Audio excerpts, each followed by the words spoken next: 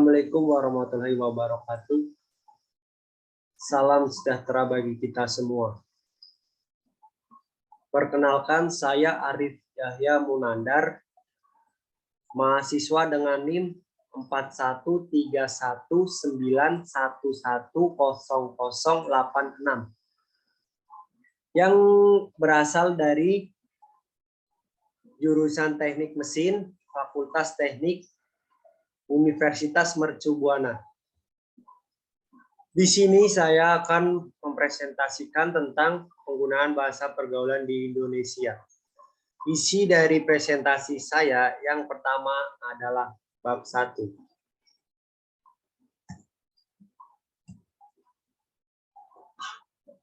Bab 1 adalah pendahuluan.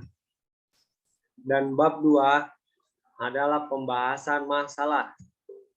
Dan bab 3 adalah penutupan. Yang pertama kita bahas adalah bab 1, pendahuluan.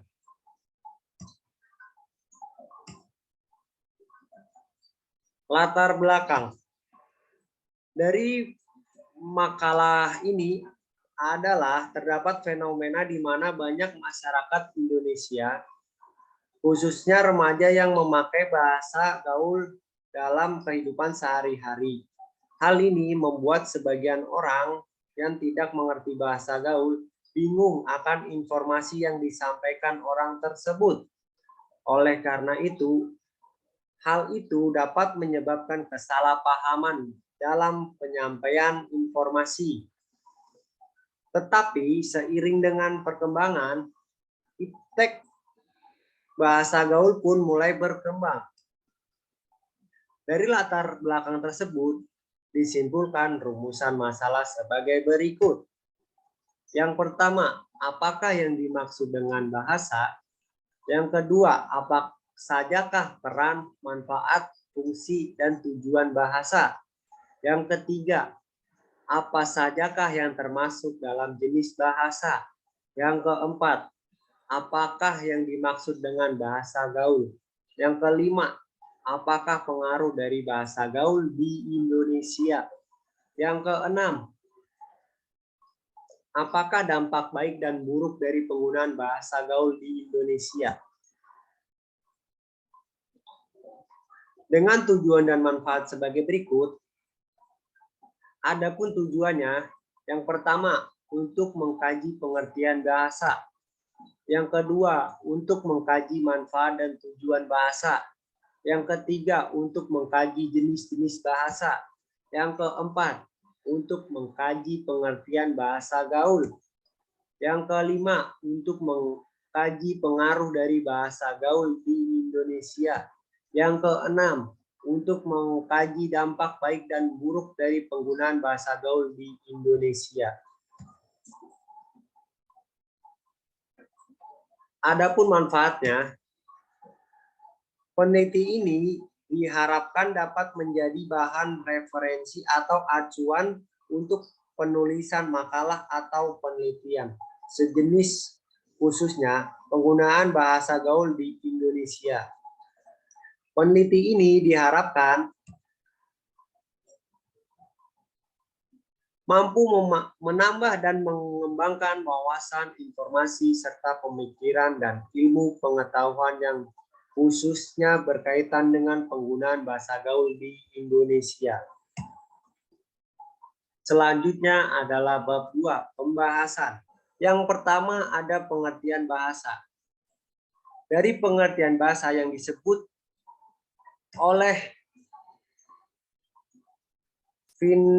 Finociarno 1964, Pie dan Gaynor 1954, Sapir 1921,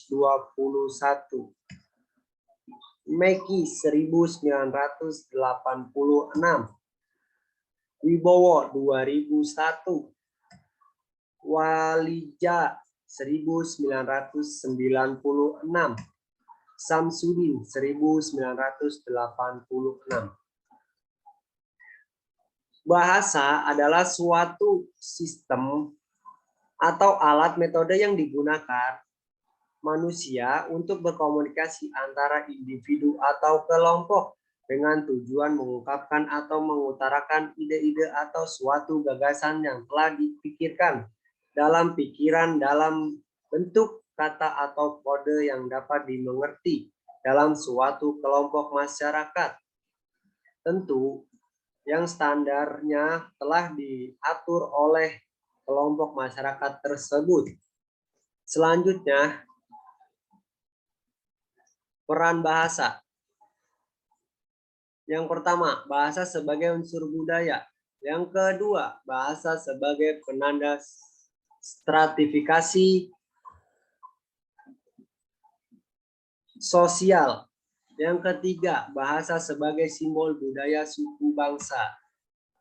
Adapun fungsi bahasa. Yang pertama, bahasa sebagai alat ekspresi diri.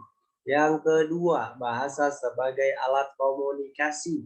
Yang ketiga, bahasa sebagai alat integrasi dan adaptasi sosial. Adapun manfaat bahasa. Yang pertama, bahasa resmi suatu negara. Yang kedua, alat pengembangan budaya dan ilmu pengetahuan. Yang ketiga, pengantar dunia pendidikan. Jenis bahasa. Yang pertama, bahasa lisan. Yang kedua, bahasa tulisan. Yang ketiga, bahasa isyarat. Yang keempat, bahasa batin. Yang kelima, bahasa pemrograman. Pengaruh bahasa gaul di Indonesia. Munculnya kosakata baru atau bahasa gaul membuat sebagian orang bingung akan makna dari kata tersebut, sehingga banyak yang tidak dapat menangkap pesan yang disampaikan tersebut. Agar tidak terjadinya salah penyampaian pesan atau informasi, seseorang harus mengetahui bagaimana cara memakai kata pada saat berkomunikasi, seperti dengan siapa kita akan berbicara, situasi dan kondisi apa yang sedang kita hadapi, dan di mana kita berkomunikasi. Dampak baik dan buruk dari penggunaan bahasa gaul di Indonesia. Dampak positif. Penggunaan bahasa gaul di Indonesia digunakan pada situasi yang tepat akan memberikan manfaat mengenai inovasi bahasa yang muncul nantinya. Dampak negatif. Bahasa gaul dapat mengganggu siapapun yang membaca dan mendengar kata-kata yang termasuk di dalamnya. Karena tidak semua orang mengerti akan maksud dari kata-kata gaul tersebut. Terlebih lagi dalam bentuk tulisan sangat memusingkan. Selanjutnya adalah bab 3, yaitu penutupan. Kesimpulan dan saran.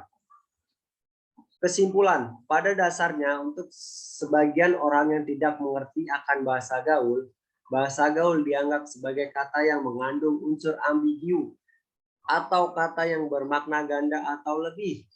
Bahasa gaul juga merupakan wujud dari penyimpangan bahasa Indonesia yang baik dan benar, yang dapat menghambat pertumbuhan dan perkembangan bahasa Indonesia itu sendiri. Saran, dari fenomena ini, penulis dapat menyarankan bahwa cinta bahasa Indonesia karena bahasa adalah ciri khas suatu negara. Gunakanlah bahasa gaul pada waktu, situasi, kondisi yang tepat. Gunakan bahasa gaul dengan lawan bicara yang sesuai. Penulisan makalah ini juga diliput dari kesalahan. Maka dari itu, penulis mengharapkan kritik dan saran agar dapat dijadikan pembelajaran untuk perbaikan di lain hari. Yang terakhir adalah daftar pustaka.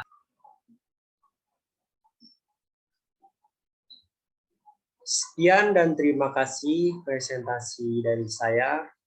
Apabila ada kesalahan dalam berbicara atau kata-katanya kurang tepat, mohon dimaafkan. Wassalamualaikum warahmatullahi wabarakatuh.